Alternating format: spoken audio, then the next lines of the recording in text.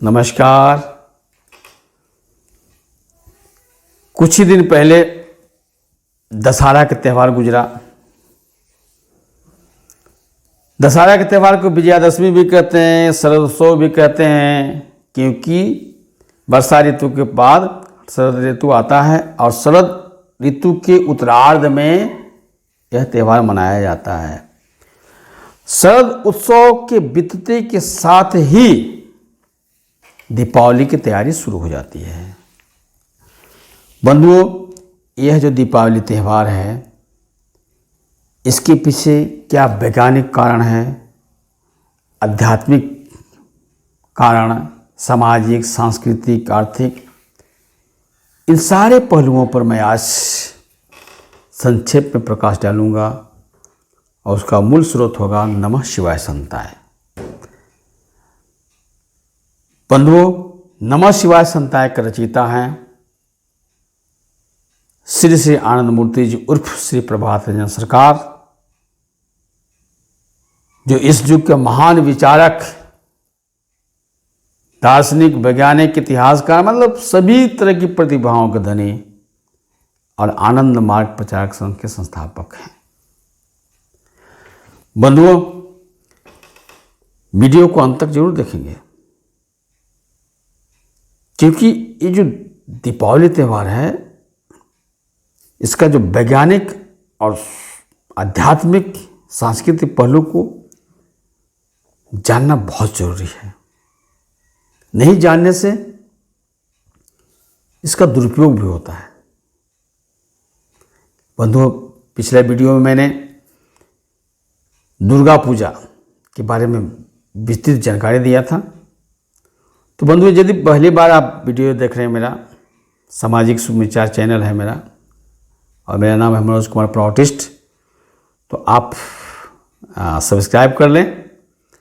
और हाँ दोस्तों, आइकन बेल जरूर दबा दें, ताकि इस तरह की जो सामाजिक चीज़ें हैं उससे संबंधित जो भी वीडियो बने सबसे पहले आप तक पहुँचे।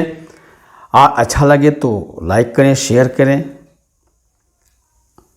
और अच्छा नहीं भी लगे तो कमेंट करें, ताकि मैं और अच्छा जो कंटेंट है वो देने का प्रयास करें। तो हाँ दोस्तों, दीपावली का जो शाब्दिक अर्थ है दीप, संस्कृत भाषा में क त द प जो होता है उसका प्राकृत में अ हो जाता है, तो दीप से हुआ दिया, और दिया से हुआ दिया। दिया का मतलब होता है एक छोटा पात्र जिसमें दीप शिखा, मतलब अग्नि शिखा जल रही है। आप दीप के पहले जब प्र उपसर्ग लगा देंगे तो प्रदीप, प्रदीप का मतलब होता है बड़ा पात्र जिसमें दीप शिखा जल रही है। और दीपक का मतलब होता है छोटा पात्र, छोटा छोटा दिया जिसमें दीप शिखा। तो हम जानते हैं कि दीपावली के त्यौहार के अवसर पे कार्तिक अमावस्या के दिन रात में जब घनघोर अंधेरी रात रहती है, तो छोटे छोटे दीपकों को जब सजा दिया जाता है घर में, बाहर आंगन में, खेत खलिहान में, तो बहुत अच्छा दिखता है। तो ये दीपावली है, नीचे ही बहुत ही प्रकाश उत्सव त्यौहार है, आध्यात्मिक महत्व है। बंधुओं, तो इसके पीछे वैज्ञानिक कारण क्या है? देखिए, हर त्यौहार के पीछे कुछ न कुछ वैज्ञानिक कारण है। हमारे जो पूर्वज हैं, महर्षि ऋषि, एक बहुत अच्छे वैज्ञानिक हुआ करते थे। हम जानते हैं कि वर्षा ऋतु में अनुकूल वातावरण मिलने के कारण सभी तरह के जीव जंतु, चाहे कीट पतंग, कीड़े मकोड़े, बैक्टीरिया, वायरस, सबको पनपने का अवसर मिलता है। ऐसे में लोग प्रजनन करते हैं।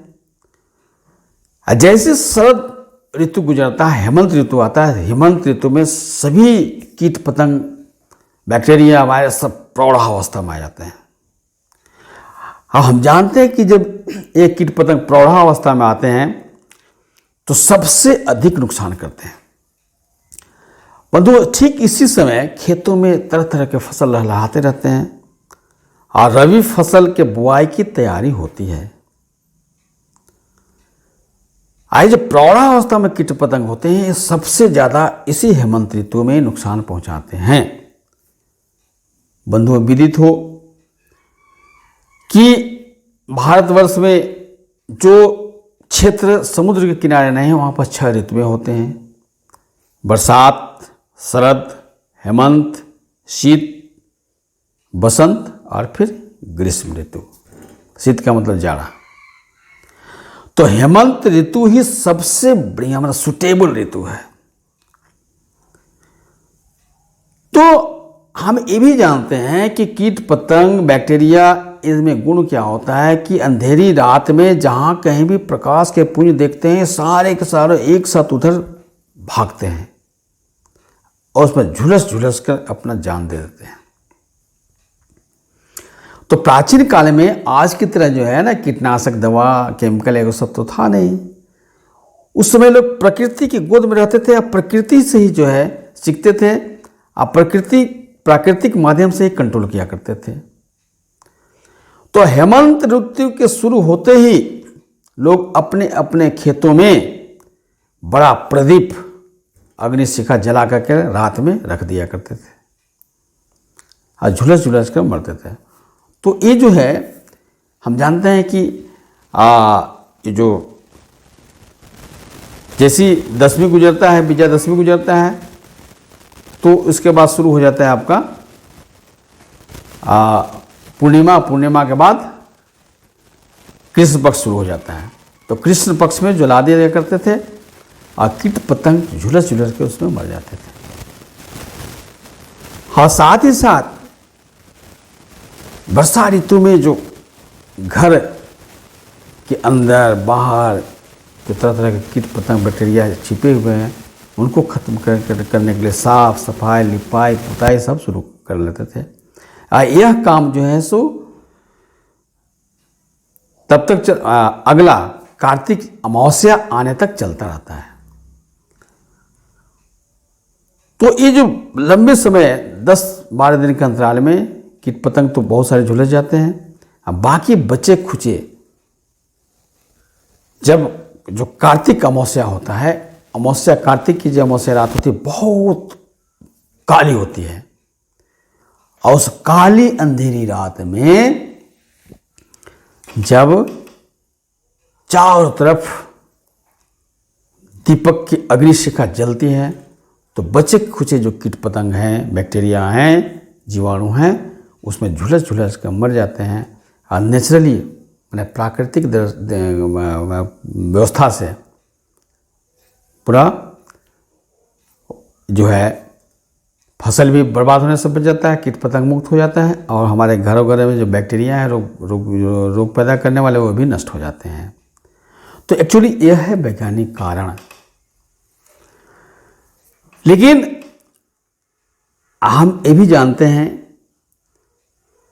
कि अगर साधारण भाषा में नॉर्मली अगर किसी को ये सब बात बताएंगे तो एक तो है कि ध्यान से सुनते भी नहीं है और उसका अनुपालन भी नहीं करते हैं। लेकिन इसी को अगर कथा कहानी के माध्यम से व्यक्त किया जाए तो लोगों का आकर्षण बढ़ जाता है, लोग महत्व देते हैं। और तो और अगर इसको धर्म से जोड़ दिया जाए, अध्यात्म से जोड़ दिया जाए तो इसका महत्व और भी बढ़ जाता है। तो मित्रों, इस दीपावली के महत्व को बढ़ाने के लिए कालांतर में जो हमारे समाज के जो बुद्धिजीवी वर्ग है वो इसको कथा कहानी के माध्यम से लोगों के बीच रखा और ये आपका जो अध्यात्म से जोड़ दिया। तो इसी में जो है सो प्रचलित कथा कहानी और अध्यात्म की बातें हैं। मित्रों, बौद्ध तंत्र में जो है तारा शक्ति है, तो तारा शक्ति की जो पूजा को भी जो है ये दीपावली से जोड़ दिया गया। और पुराण में जो काली है, काली पूजा, वो काली पूजा को भी इस दीपावली त्यौहार में ऐड कर लिया गया। तो इसका और महत्व बढ़ गया। और इस दीपावली से एक और कथा को जोड़ दिया गया। वह कथा है, पुराणों में वर्णित है कि एक बार द्वारिका में भगवान कृष्ण नहीं थे, कहीं बाहर गए हुए थे। तो उनकी प्रथम पत्नी महारानी सत्यभामा थी और इसी मौके के फायदा उठा करके अनार्य सरदार नरकासुर द्वारिका पर हमला कर दिया। सत्यभामा जो है सो नरकासुर को वध करके और द्वारिका को बचा लिया। अब इसी खुशी में, और यह संयोग से दिन था चतुर्दशी, कार्तिक माह के कृष्ण पक्ष के चतुर्दशी था, 14वां दिन था। तो उस दिन जो है,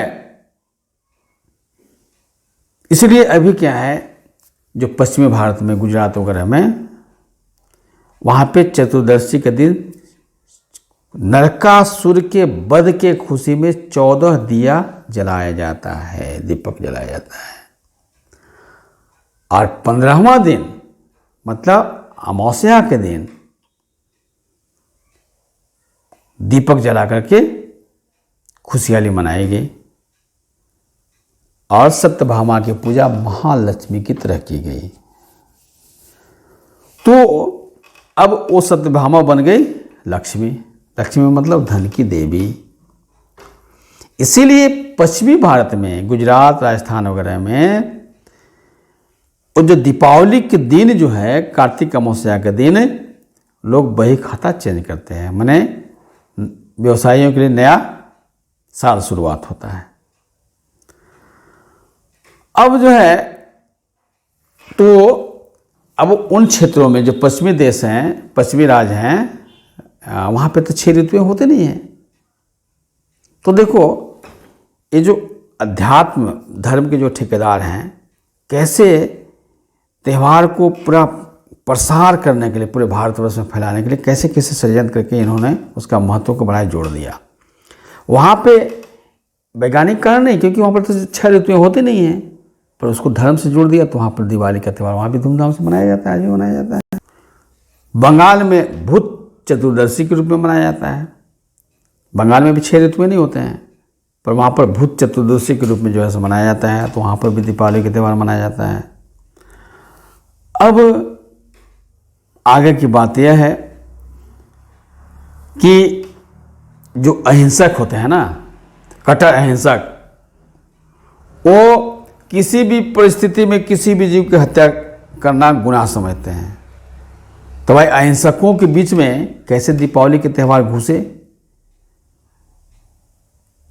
तो उसके पीछे एक जो है सो कहानी है कि संयोग से वर्धमान महावीर की मृत्यु जो है, महाप्रयाण कार्तिक माह के अमावस्या के दिन हुआ था।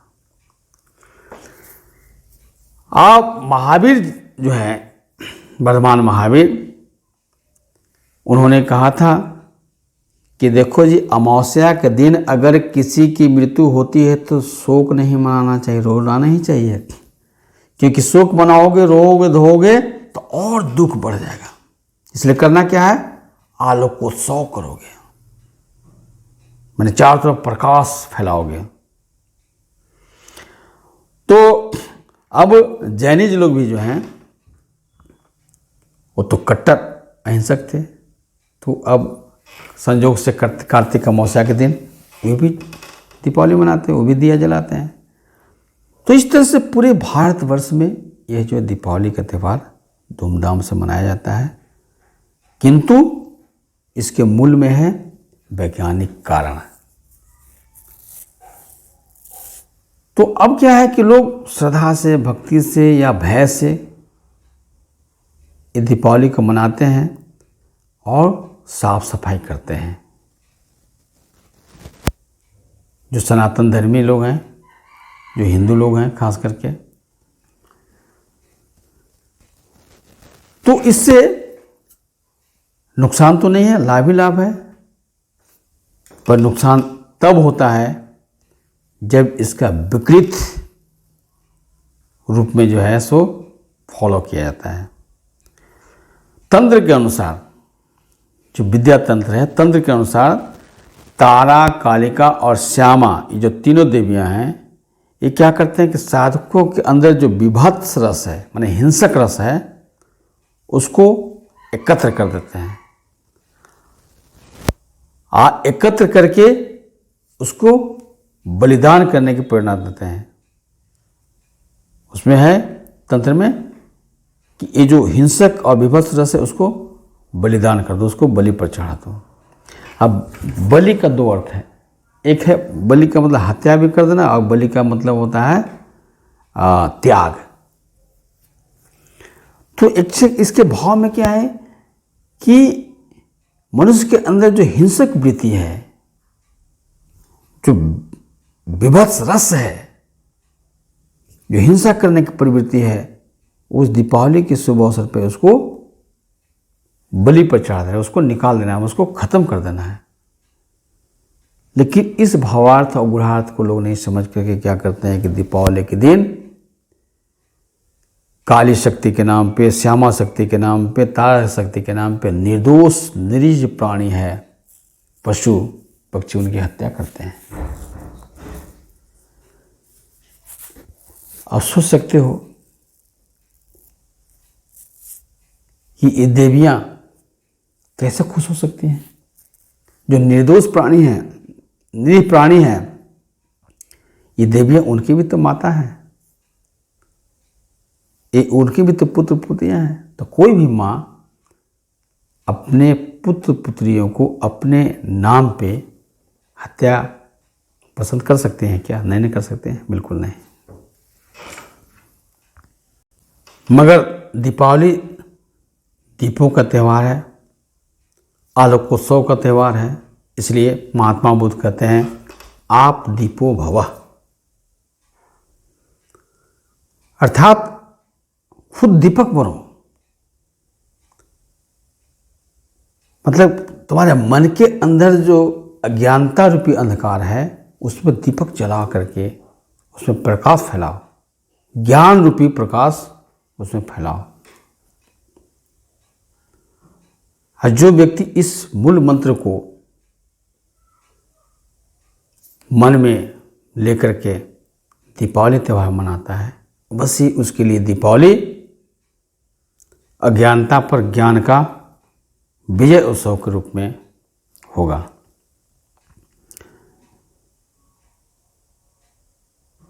और श्री श्यानंद मूर्ति जी कहते हैं कि बाहर के जो अंधेरा है उससे भी ज़्यादा खतरनाक, उससे भी ज़्यादा डरावना अंधकार है तुम्हारा अंदर वाला। तुम्हारे मन के भीतर जो अज्ञानता रूपी अंधकार है वो ज़्यादा ही डरावना, ज़्यादा ही भयावह है।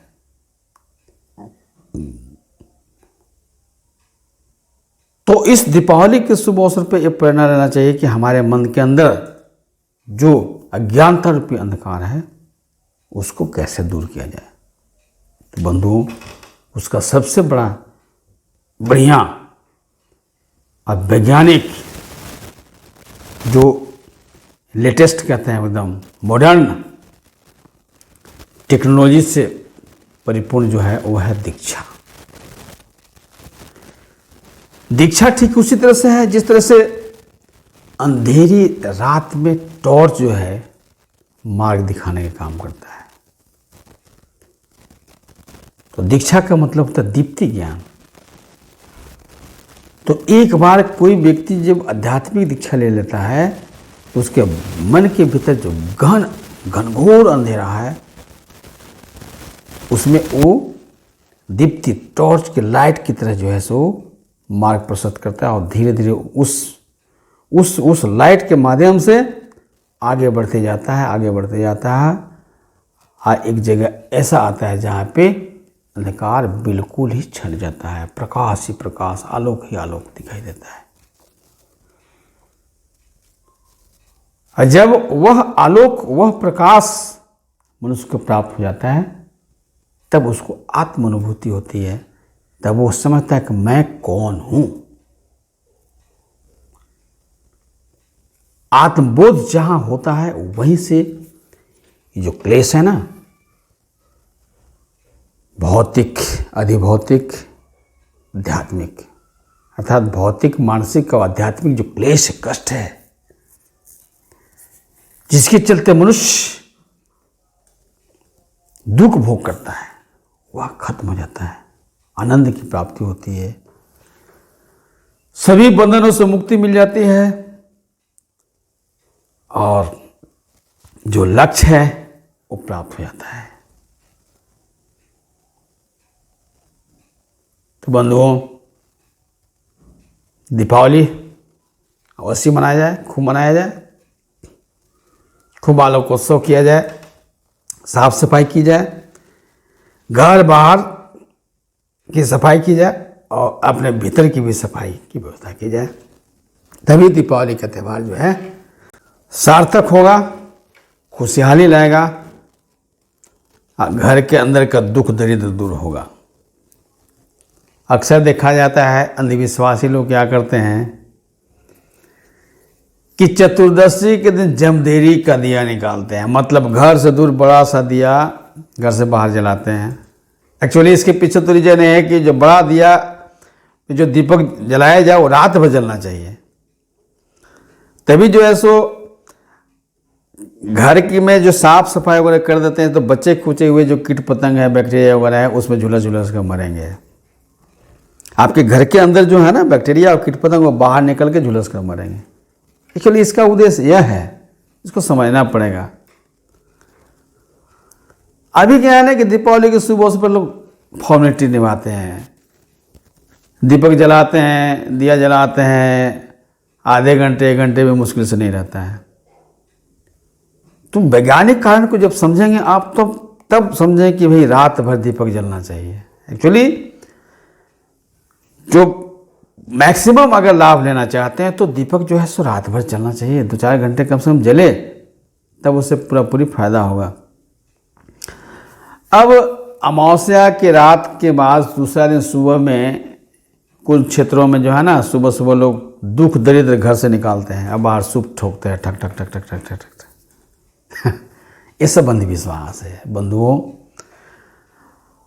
अगर सूप दौरी बजाने से, थाली लोटा पीटने से और घर के अंदर जो कूड़ा करकट है उसको बाहर निकाल करके जला देने से दुख दरिद्र भाग जाता तो मनुष्य कभी दुख भोग करता ही नहीं, वो सुखी हो जाता है। ऐसा तो होता नहीं है। पता चला कि सूप पीट करके, ढोल पीट करके दुख दरिद्र को बाहर निकाले, फिर दूसरा तीसरा दिन फिर वही शुरू हो गया। तो ये सब अंधविश्वास में पढ़ करके किसी भी त्यौहार को नहीं मनाना चाहिए। उसका जो हकीकत है, उसका वैज्ञानिक कारण, आध्यात्मिक कारण को समझ के मनाना चाहिए, तो ज़्यादा बेनिफिटेड होगा, ज़्यादा लाभदायक होगा और आने वाले जनरेशन को भी। अब इस दिवाली के अवसर पे लोग एक नया प्रचलन हो गया, क्या? लोग खूब जुआ खेलते हैं। तो सोचते हैं कि जुआ खेलेंगे तो लक्ष्मी की विशेष कृपा होगी, बहुत सारा धन हो जाएगा। ये जो है से समाज के बहुत भयंकर कुरीति है, बहुत खतरनाक कुरीति है। खास करके जुआ पीढ़ी इस जुआ के कारण बर्बाद हो जाते हैं। किसी का कुछ लूट जाता है, किसी के कुछ लूट जाता है। हम सभी जानते हैं कि जुआ के दुष्परिणाम से ही महाभारत युद्ध हुआ था, जिसमें कितना बड़ा महाविनाश हुआ। तो बंधुओं, ये जो जुआ है ना, दिवाली के अवसर पर खेलते हैं, इससे दूर रहें और दूसरों को भी दूर रखने की कोशिश करें, उनको समझावें कि जुआ से जन धन सबकी क्षति होती है, समय की भी बर्बादी होती है। यह एक नशा है, बहुत खतरनाक नशा है, शराब से भी खतरनाक नशा है।